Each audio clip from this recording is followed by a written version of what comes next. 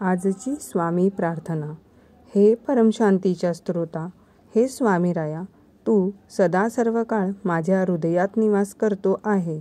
तू मला हृदयातून सतत मार्गदर्शन देतो आहेस. पण हे दत्ता, माझे हे चंचल मन मला तुझ्यापासून दूर नेते. माझे चित्त स्थिर ठेवत नाही.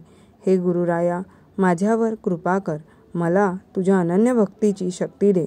या भक्तीच्या शक्तीने मी माझ्या चंचल मनावर ताबा मिळवेन, त्याला शांत करेन, त्याला सुद्धा तुझ्या नामाची गोडी लावेन आणि तू जे जे कर्म संकेत देतो आहेस, तू जे जे हुकूम देतो आहेस त्याचे पालन करेन आणि तुला अपेक्षित जीवनाची अभिव्यक्ती करेन.